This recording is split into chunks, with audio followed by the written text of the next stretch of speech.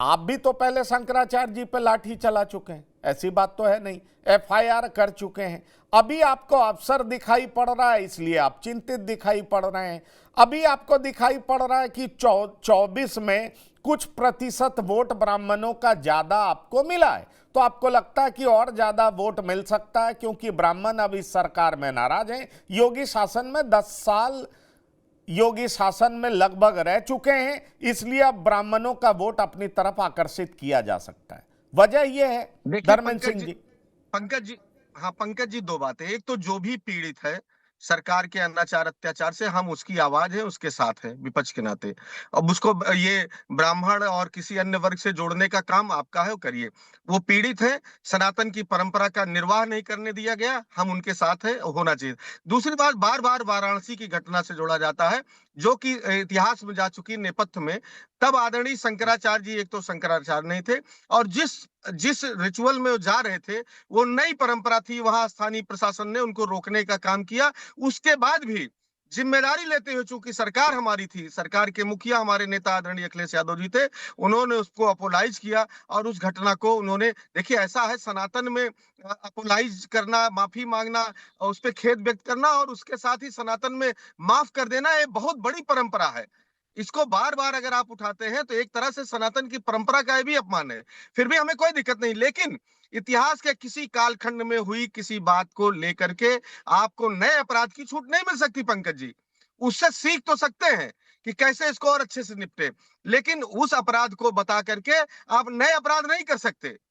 और फिर वो परंपरा और ये परंपरा, क्या ये सरकारें, देखिए बनारस की जो परंपरा थी, हम उस पर चर्चा नहीं करना चाहते थे, वो नई परंपरा थी। लेकिन क्या गंगा स्नान की परंपरा नई परंपरा है?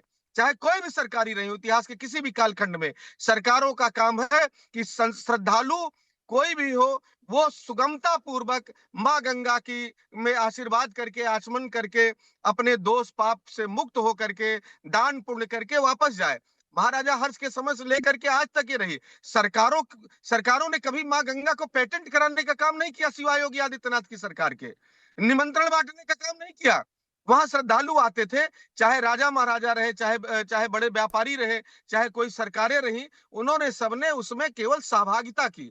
उनकी सुगमता में जो सहयोग हो सकता था वो उन्होंने किया। कभी उसको ये ढिढोरा पीटने काम नहीं किया, हमने ही आयोजित किया कार्यक्रम। ये शादी ब्याह नहीं था, ये सनातन की परंपरा का सबसे बड़ा आयोजन था। इसको किसी व्यक्ति ने नहीं किया, ये परंपरागत तरीके से ईश्वर की कृपा से होता है, माँ गंगा की कृपा से होता है। इसके लिए एक तो क्रेडिट लेने की बात, और उसी क्रेडिट में एक शंकराचार्य जी है नहीं है, वो अलग विषय है, वो सरकार का काम नहीं है, वो उनके उचित फोरम पे तय होता है। लेकिन शंकराचार्य जी के रूप में माने जा रहे चलिए, हैं, पूजे जा ठीक है, रहे हैं, और ठीक है। शंकराचार्य जी सनातन में शिव के साक्षात स्वरूप होते हैं।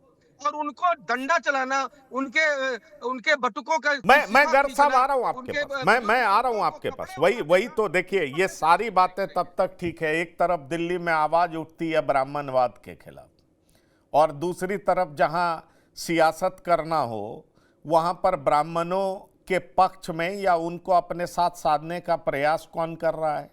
तो बसपा भी कर रही है, पंकज सपा जी। भी कर रही है, सपा भी कर रहे। नहीं मैं पंकज धर्मेंद्र जी, सिंह जी आ रहा हूं हम आपके पास, वही मैं समझना चाह रहा हूं। किसी भी मेरे मन में जो सवाल है वो सब मैं आपके पर्सपेक्टिव से समझना चाहूंगा। शिवाजी सरकार जी भी लंबे समय से इंतजार कर रहे हैं। मैं यही जानना चाह रहा हूं, क्या ऐसा इसलिए हो रहा है क्योंकि 75 में से 31 जिलों में ब्राह्मणों की आबादी ऐसी है जिसकी वजह से सरकार बन सकती है, बिगड़ सकती है? कहा जाता है 115 सीट पर ब्राह्मण पूरे तरीके से प्रभावी हैं, और यही वजह है कि चाहे बहुजन समाज पार्टी हो, चाहे समाजवादी पार्टी हो, या फिर बीजेपी हो, अब सब लोग डैमेज कंट्रोल है, बीजेपी डैमेज कंट्रोल एक्सरसाइज में लग चुकी है। बटुकों का सम्मान, मुख्यमंत्री का स्टेटमेंट आपने सुना, लेकिन बटुकों का सम्मान किया गया, पाठक जी ने किया, और साथ ही साथ ये कह दिया कि जिसने भी ऐसा किया वो अपराधी है। बटुकों का शिखा खींचना महा अपराध है। क्लियर कट मैसेज उन्होंने ब्राह्मणों के लिए दे दिया। सरकार साहब, आप कैसे देखते हैं इसको? देखिए, आपने जो सवाल पूछा है काफी जटिल है। जो हमारे पास जवाब आ रहे हैं तो सब अपने अपने हिसाब से आ रहे हैं। पर एक चीज अगर आप देखें, मैं समझता हूं कि जहां तक बीजेपी का सवाल है, और बीजेपी से जुड़े संगठनों का सवाल है, वो काफी परेशान है कई वजहों से, और इसलिए एक साथ कई खेल एक तरह से खेल रहे हैं। आप कह सकते हैं कि मल्टी स्क्रीन प्ले चल रहा है। सवाल है कि सिर्फ ब्राह्मण वोट ही नहीं किसका 2024 में, अगर आप देखें ब्राह्मणों के अलावा भी हिंदू वोट खिसका है। तो हिंदू, जिनको वो कहते हैं कि हिंदू तो हमारे वोटर हैं, तो हिंदू वोटर किसी का गुलाम नहीं है। हिंदू वोटर भारत का वोटर है, और वो अपने हिसाब से देखते हुए खुल के वोट कर रहा है, और उससे इससे कोई मतलब नहीं है कि किस पार्टी को वो वोट दे रहा है। जो भी पार्टी वो समझता है उसके लिए काम कर रहा है या देश के लिए काम कर रहा है, उसके साथ जा रहा है। बीजेपी का अब क्या कर रहे हैं देखिए जरा। बीजेपी के दो मुख्यमंत्री हैं, दो मुख्यमंत्री दो जातियों से आते हैं, और दोनों जातियां जो के मुख्यमंत्री जो है अलग अलग जाति, अपनी अपनी जातियों की जो है उसकी बखान कर रहे हैं, उनकी प्रशंसा कर रहे हैं, उनका सम्मान कर रहे हैं। यूजीसी में क्या किया गया? यूजीसी में भी यही किया गया, ब्राह्मणों को अलग किया गया, सवर्णों को अलग किया गया, और अदर जो ओबीसी और शेड्यूल कास्ट है उनको अलग किया गया। लगा कि इस तरह से हम भेदभाव करेंगे तो ब्राह्मण भी हमारे साथ होंगे, सवर्ण भी हमारे साथ होंगे, और अलग अलग जो अलग अलग जाति के लोग जो हमसे खिसके हैं वो भी हमारे साथ जुड़ जाएंगे। तो बीजेपी कई तरह से पशोपेश में है, और वो ये समझ रही है कि इस तरह से मल्टी स्क्रीन ड्रामा करके वो सभी वर्गों का साथ पहले जैसा जैसे 2022 में ले आई है, उससे पहले भी ले आए, तो उस तरह से फिर से वो सबको जोड़े चलेंगे, सबको लड़ाते भी रहेंगे, और सबको वोट पर, जहां तक वोट की बात है, सब साथ आएंगे। ऐसा होता नहीं है। आप या तो एक तरफ रहिए या दूसरी तरफ रहिए। अगर हिंदू कहते हैं तो हिंदू के लिए काम कीजिए। हिंदू के लिए आपने काम किया नहीं। बनारस में आज जिस तरह की बातें चल रही हैं खुल के हो रही है, वहां वहां ब्राह्मण भी है और लोग भी हैं।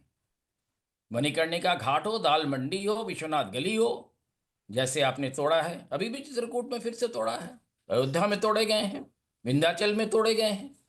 तो हिंदू के तो पार्टी आप हैं नहीं, और हिंदू अभी आपको नहीं मानता कि हिंदू आपके हिंदू की आप प्रतिनिधित्व कर रहे हैं। तो यहाँ पे सबसे बड़ी समस्या हो गई कि हिंदू, जो आप कह रहे थे कि हिंदू, हिंदू का मतलब इस देश का एक सबसे बड़ा वोटर नहीं, का चंक, बिल्कुल देखिए वो सरकार खिसक रहा साहब, है।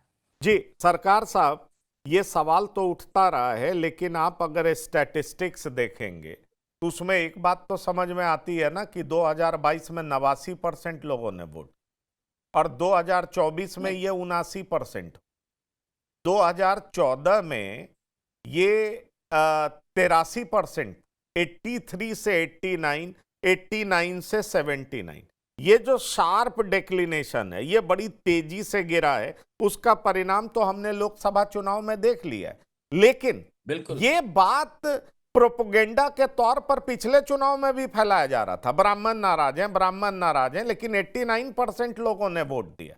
परिणाम हमने देख लिया कि योगी आदित्यनाथ की जोरदार तरीके से सरकार बनी, आलोक पांडे जी। पर हाल फिलहाल में कुछ ऐसी हाल फिलहाल में कुछ ऐसी घटना घटी, क्या वाकई वो इस बात का इंडिकेटर है कि ब्राह्मण नाराज? वो शीतकालीन सत्र के दौरान ब्राह्मण विधायकों की बैठक करने पर चेतावनी देना, ये एक घटना है। क्या इसका मतलब ये लगाया जाए कि ब्राह्मण नाराज है? फिर प्रयागराज माघ मेले में शंकराचार्य का अपमान और उनके शिष्यों की चोटी खींच करके पिटाई, क्या ये लगता है ये यूजीसी विवाद? इसको लेकर के भी भाई, यूजीसी विवाद पर तो ठाकुर भी नाराज होगा, ब्राह्मण भी नाराज होगा, कायस्थ भी नाराज होगा, भूमियार भी नाराज होगा, और वो सारे लोग, बनिया भी नाराज होगा जो अपर कास्ट में आते हैं, वो तो सारे लोग नाराज होंगे।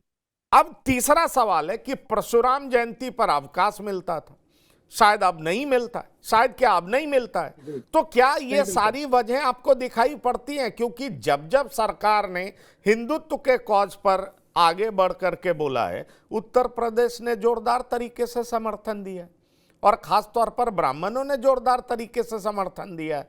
तो आखिरकार ये जो आप देख रहे हैं 89 से 79, ये 22 और 24 का बड़ा फर्क है, उसमें और भी सारी जातियां गई हैं। लेकिन अगर हम उत्तर प्रदेश की सियासत की बात करें तो तीनों बड़ी पार्टी पूरे तरीके से फोकस दिखाई पड़ती है ब्राह्मण वोटों पर। वजह उनकी संख्या है या वजह यह है कि 10 साल के बाद ब्राह्मण वाकई नाराज है क्या? जरा ये बताएं। पंकज जी, बहुत मल्टीफैक्टोरियल कारण होते हैं किसी एक समूह का नाराज होने का। जैसे एक बड़ा आरोप हमेशा लगता रहा, हालांकि तब भी ब्राह्मणों ने वोट दिया, कि उत्तर प्रदेश में क्षत्रियों की चलती है। और क्या इसमें सच्चाई नहीं है? क्षत्रियों की ज्यादा चलती है ब्राह्मणों की तुलना में। लेकिन फिर भी ब्राह्मण बर्दाश्त करता, चलो ठीक है, हिंदुत्व, हिंदू, राम मंदिर, तो वो राम मंदिर वाले मुद्दे में गए और उसके उनको वोट ज्यादा मिल गए। 2022 में ब्राह्मणों के वोट ज्यादा मिल गए। लेकिन उसके बाद 24 तक आता है तो फिर देखा वही हाल है। फिर उसके बाद धीरे धीरे आप लगातार देखें तो एक भारतीय जनता पार्टी के अंदर आप भारत के प्रधानमंत्री कहते हैं, आपने कभी सुना कि उन्होंने कहा सवर्णों, ब्राह्मणों, हमारे ब्राह्मण भाइयों, सवर्ण भाइयों नहीं, मेरे ओबीसी भाई, मेरे दलित भाई, मेरे एससी भाई, मेरे एसटी भाई। तो 90% वोट देने वाले व्यक्ति के लिए कभी आप मलहम भी नहीं लगाते। दे हंटर, दे हंटर, दे हंटर, हंटर पे हंटर आप चलाए जा रहे हैं। अब आप बताइए, इस बार का यूनियन बजट आया, बहुत कारण, उनमें कुछ कारण मैं गिनाता हूँ। यूनियन बजट में मुसलमानों के लिए 3100 करोड़ रुपए, ओबीसी के लिए 3300-3400 करोड़ रुपए, एसटी एसटी के लिए भी 3000 करोड़ रुपए के ऊपर है इसी बजट में, यूजीसी विवाद के बाद। लेकिन सवर्णों के लिए कितने हजार करोड़ रुपए का आवंटन है? शून्य। मोदी जी ने शून्य दिया, भारतीय सरकार ने शून्य दिया। तो इतना करने के बाद, यूजीसी विवाद होने के बाद, आप ब्राह्मणों के लिए, सवर्णों के लिए क्या कर रहे हैं? कुछ नहीं। सवर्णों के लिए कहते हैं आप हिंदुत्व का चूर्ण लीजिए और इसे चाटिए। तो हिंदुत्व के चूर्ण के आधार पर सवर्ण ही चाटेगा और ब्राह्मण ही चाटेगा और आपको वोट देता रहेगा। ये अनंत काल तक नहीं चल सकता। आप, हिपोक्रेसी की एक हद होती है ना, जो कास्ट आपको 90% तक वोट दे, उसको आप चूर्ण चटा रहे हैं हिंदुत्व का, और सत्ता का मजा और वो सारी चीजें आप दूसरी जातियों को ज्यादा से ज्यादा पहुंचा रहे हैं। ऐसी नीतियां बना रहे हैं कि सवर्णों का नुकसान हो, ब्राह्मणों का नुकसान हो। यूजीसी इसका तत्कालिक, जैसे 1857 का रिवोल्ट हुआ था, तो अंग्रेजों के बहुत सारे कारण थे। इस 1857 के विद्रोह का, उसमें राजनीतिक कारण भी था, आर्थिक कारण भी था, धार्मिक कारण भी था। लेकिन तात्कालिक कारण चर्बी लगे कारतूस थे। उस चर्बी लगे कारतूस ने वो अंग्रेजों के खिलाफ एक तरह की क्रांति कर दी। इसी तरीके से ये जो यूजीसी विवाद है, ये तात्कालिक कारण है जब सवर्ण एक साथ विस्फोट में आ गया संपूर्ण भारत में। लेकिन इसके जो ब्राह्मणों को, सवर्णों का शोषण है, वो लगातार जारी है। और सवर्णों से कहा गया, क्योंकि आप ऊपर हरिमोहन भागवत का बयान सुनिए कि जो नीचे उनको उठाना पड़ेगा। मैंने कहा था कि उठाना ठीक है, लेकिन किसी को गिराना जरूरी क्यों हो? तो सवर्णों को ये लगता है कि आप जो पीछे रह गए हैं, तथाकथित पीछे, क्योंकि अभी बिहार में एक रिपोर्ट आई जिसमें सवर्णों की स्थिति, जो सवर्ण कमीशन की रिपोर्ट है, उसमें सवर्णों की स्थिति बिहार राज्य में ओबीसी और एससी से ज्यादा बुरी है। तो ऐसी वास्तविक स्थिति भारत में आने लगी। सवर्णों की स्थिति में बहुत ज्यादा क्षरण है। लेकिन आप कब तक वो समूह को, सवर्ण नहीं, समूह ठीक गाली है, खाता वो रहेगा? क्षरण है। अरे श्रीमती जी, कुछ तो सस्ता लो। नहीं श्रीमान जी, सब बढ़िया है। इसमें क्या खास बात है? थोड़े में ज्यादा स्वाद, यही तो है इसकी खास बात। क्या स्वाद है? अरे मेरे राजा, राजा आरती और मसाला। अब छोलिया हो या लोबिया, सफेद चने या काले चने, सब कुछ मजेदार बने।